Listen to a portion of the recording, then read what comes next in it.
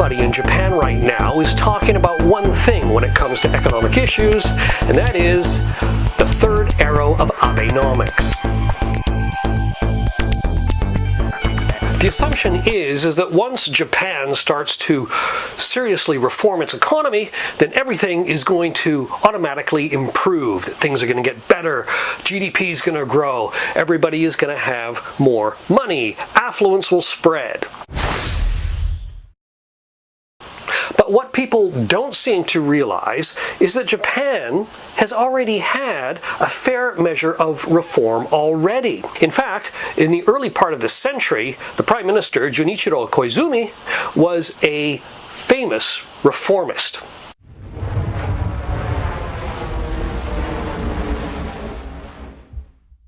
Granted, it hasn't been like a complete overhaul of the economy or anything, but in a variety of different industries and in different regulatory areas, we have had reform. The reforms to date haven't really had much of a positive effect. As a matter of fact, I mean, you could argue that the reforms are actually part of the problem facing Japan and in no way are part of the solution.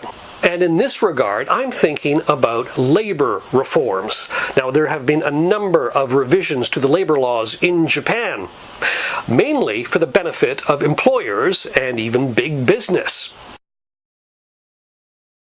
Mainly that over the last several years we have seen the emergence of an underclass of workers. These include the so-called working poor, people who work full-time and work pretty hard but only earn a subsistence wage. Now, getting back to the fundamental problem with Japan's economy, that really is an insufficient amount of domestic demand.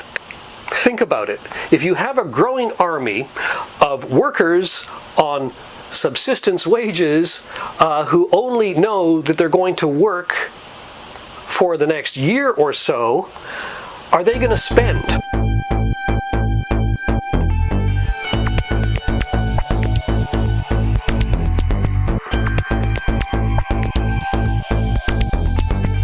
Are they really going to buy anything beyond what they need for their daily lives, like food and energy and rent, and maybe some clothes? Meanwhile, the government is working busily away at trying to devise fiscal policies that get people spending. But at the same time, years earlier, they did something that completely undercuts those efforts.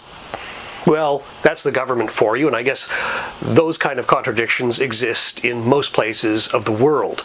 In Japan, though, in this case, it seems very few people are pointing to this contradiction.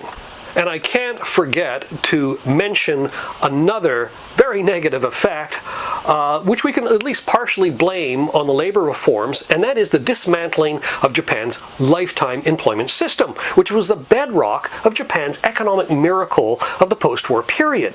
So as a government policymaker, once you start to dismantle the things that made you rich and successful,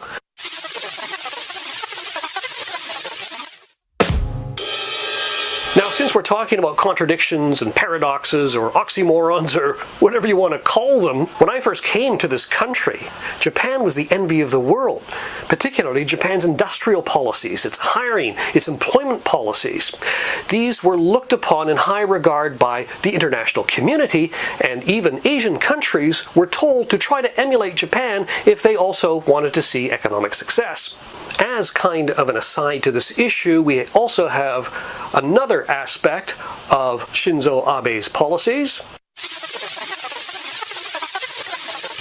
Well, as you can probably guess, this means putting more women into the labor force, preferably in kind of professional positions. As a solution to fix Japan's woes, I find this a kind of strange approach because female participation rate in the economy was never the source of the problem. In fact, while that participation rate was at a very low level, Japan had a stellar economy.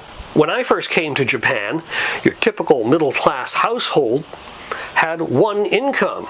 You had a husband who was almost invariably the breadwinner, and you had the housewife, and you had 2 kids. Now, in that regard, Japan is catching up, in a bad way, to the West. These households now need 2 incomes to support a middle-class lifestyle. So if I were a policymaker in Japan, which obviously I'm not, I would look at the reasons why this prosperity is disappearing rather than going off on a different tangent altogether. Why are middle-class households suffering? What caused it? And what can we do to reverse it? Thanks for watching.